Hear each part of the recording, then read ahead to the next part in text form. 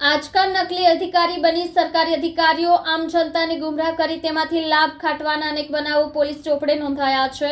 ત્યારે ફરી એકવાર મુખ્યમંત્રી કાર્યાલયમાં નોકરી કરતો હોવાની ડંફાસ હાંકી નવસારીમાં પ્રાંત અધિકારીને અંધારામાં રાખી તેમની પાસેથી કેટલાક કામ કઢાવવા જતા આરોપી પકડાઈ ગયો હતો।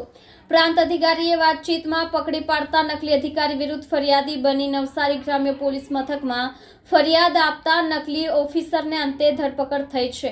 ઘટના કંઈક એમ છે કે નવસારી પ્રાંત અધિકારી તરીકે જનમ ઠાકોર છેલ્લા 1 વર્ષથી વધુથી ફરજ બજાવે છે। તેઓ ફેબ્રુઆરી 2023થી ઓક્ટોબર 2023 બારડોલી ખાતે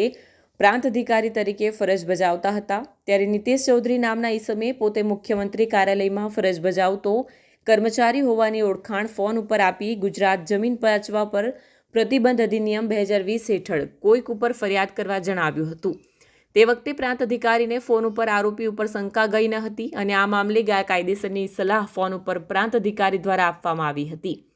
23 ઓક્ટોબર 2024ના રોજ ફરીથી નીતેશ ચૌધરી દ્વારા પ્રાંત અધિકારી જન્મ ઠાકોરને ફોન કરી નવસારી તાલુકામાં આવેલા ગણેશ સિસોદરા ગામે જમીનનો એક કેસ પ્રાંત નવસારીમાં ચાલે છે અને તે કેસમાં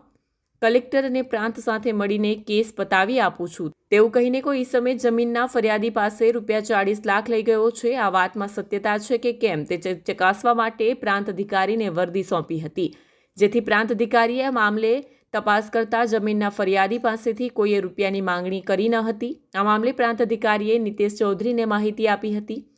નવસારી પ્રાંત અધિકારી જનમ ઠાકોર દ્વારા ગણેશ સિસોદરાની 73 AA વાળી જમીનમાં એક આરોપીને દંડ કર્યો હતો, જેમાં આ નકલી સીએમ ઓફિસના કર્મચારીએ આડકતરી રીતે આરોપી એક પ્રતિષ્ઠિત માણસ છે અને તેમને બનતી મદદ કરવી તેવી વાત ફોન ઉપર કરી હતી। પ્રાંત અધિકારીને આરોપીને મદદ કરવાનો ઇશારો કર્યો હતો, જેથી પ્રાંત અધિકારી વિચાર કર્યો કે સીએમ ઓફિસમાંથી ગેરકાયદેસર કામ કરવા માટે કોઈ દિવસ ભલામણ આવી નહીં, જેથી તેમણે ફોન ઉપર વાતમાં વહીવટી કામકાજને લઈને કેટલાક સવાલો કરતા આરોપી નકલી અધિકારી હોવાનો તેમને શક મજબૂત બન્યો હતો અને તેમણે આ મામલે ખાનગી રીતે તપાસ કરતા ખબર પડી કે આરોપી નીતેશભાઈ ચૌધરી બારડોલી તાલુકામાં આવેલા મઢી ગામનો વતની છે અને સીએમ ઓફિસમાં કામ કરતો નથી, જેથી તેમણે નવસારી ગ્રામ્ય પોલીસ મથકમાં આ અધિકારી વિરુદ્ધ ફરિયાદ આપતા આજે ગ્રામ્ય પોલીસે આરોપી નીતેશ ચૌધરીની ધરપકડ કરી છે। તારીખ 5/1/2024ના રોજ ફરિયાદી શ્રી જનમભાઈ દેવાંગ ઠાકોર જે પ્રાંત અધિકારી શ્રી નવસારી તરીકે ફરજ બજાવે છે એમને નવસારી રૂરલ પોલીસ સ્ટેશનમાં આવીને ભારતીય ન્યાય સંહિતા 2023ની કલમ 2004 મુજબની એક ફરિયાદ આપેલી હતી, જેમાં આરોપી તરીકે નીતેશભાઈ વનાભાઈ ચૌધરી રહે બાવડી ફળિયું મઢી વાસ્કુઈ તાલુકો બારડોલી જિલ્લો સુરતના વિરુદ્ધમાં એક ફરિયાદ આપેલી। જે ફરિયાદની હકીકત એવી હતી કે જ્યારે આ પ્રાંત અધિકારી શ્રી નવસારી જનમભાઈ ઠાકોરનાઓ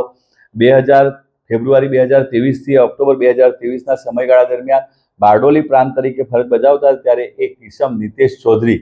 નામના પોતાનું બતાવીને સુરત જિલ્લાનો બારડોલીનો વતની છે તેવું કહીને અને મુખ્યમંત્રી શ્રી ગુજરાતના કાર્યાલય ખાતે ફરજ બજાવે છે એવી ઓળખાણ આપીને તેઓના અંગત એક કામ બાબતે ચર્ચા અર્થે ટેલિફોનિક વાત કરેલી હતી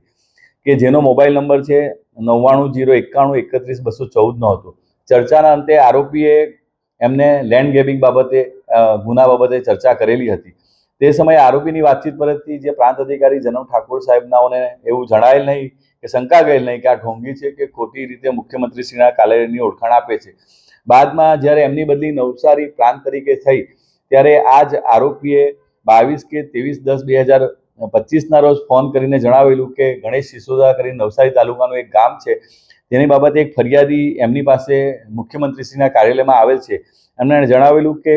એક લેન્ડ ગ્રેબિંગના કેસમાં કલેક્ટર અને પ્રાંત સાથે મળીને કેસ પતાવી આપવા સારું 40 લાખ રૂપિયાની લઈ ગયેલ છે એવું એમ જણાવતા એમને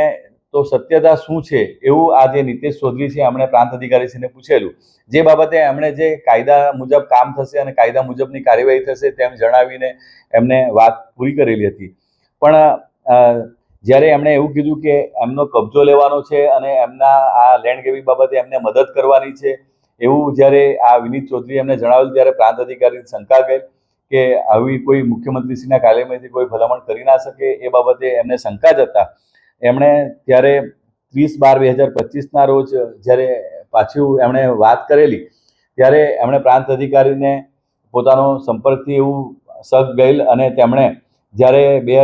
તારીખ 2/1/2025ના રોજ પ્રાંત અધિકારી પોતાના ફોન નંબર ઉપરથી આજે વિનીત ચૌધરી જે કહેવાતા મુખ્યમંત્રીશ્રીના કાર્યાલયનો જે વ્યક્તિ હતો, ઈસમ હતો, એમને ફોન કરીને તેમની સેવા વિશે એક માહિતી માંગેલી કે આપ શું કરો છો. ત્યારે એમણે જણાવેલું કે હું મુખ્યમંત્રીશ્રીના કાર્યાલયમાં સાહેબને કોઈ મળવાનું કામ હોય તો હું એપોઇન્ટમેન્ટ લઈને એમને મળાવી આપું છું. અને એમના અભ્યાસ વિશે પૂછતા એમણે જણાવેલું કે હું MA માસ કોમ્યુનિકેશન એન્ડ જર્નલિઝમમાં અભ્યાસ કર્યો છે અને છેલ્લા 20 વર્ષથી આ ખાતામાં મુખ્યમંત્રીશ્રીના કાર્યાલયમાં ફરજ બજાવે છે. અને હું પ્રમોશનની રાહ જોઈને હું દિલ્હી ખાતે જવાની ગણતરી પણ ધરાવું છું. એ રીતેની બધી વાતો કરેલી. અને જે અંતમાં એમણે કીધેલું કે આ બાબતે આ જે ઈસમ છે એને લેન્ડ ગ્રેબિંગમાં કબજો અપાવીને મદદ કરવાની છે બાબતે શંકા જતા એમણે એની ટેલિફોનિક વાતચીત કરીને છેલ્લે એમણે ખબર પડી કે આ જે ઈસમ છે વિનીત ચૌધરી એ ખરેખર કોઈ મુખ્યમંત્રીશ્રીના કાર્યાલયનો કોઈ ઈસમ નથી, એ કોઈ બીજો જ માણસ છે. એ બાબતે ખરાઈ કરી આવતા એમણે આજરોજ નવસારી રૂરલ પોલીસ સ્ટેશનમાં આવીને આજે નીતેશભાઈ વનાભાઈ ચૌધરી રહે બાવડી ફળિયું મઢી વાસ્કોઈ બારડોલી જે સુરતના હોય ફોન કરીને મુખ્યમંત્રીશ્રીના ગુજરાતના કાર્યાલયથી બોલે છે તેવી રાજ્ય સેવક તરીકે નામ ધારણ કરી રાજ્ય સેવક તરીકે ખોટી ઓળખાણ આપીને નવસારી તાલુકામાં આવેલ સિસોદરા ગામમાં જે પટાવટ માટે જે 40 લાખ રૂપિયાની જે ઈસમે માંગણી કરેલ છે તે બાબતેની ખોટું છે એવું જણાઈ આવતા એના વિરુદ્ધમાં આજરોજ ફરિયાદ આપેલ છે અને જેની તપાસ PSI શ્રી પટેલ નાઓ હાલ કરી રહ્યા છે. આરોપીની ધરપકડ કરી લેવામાં આવેલ છે અને આગળની તપાસ ચાલુમાં છે.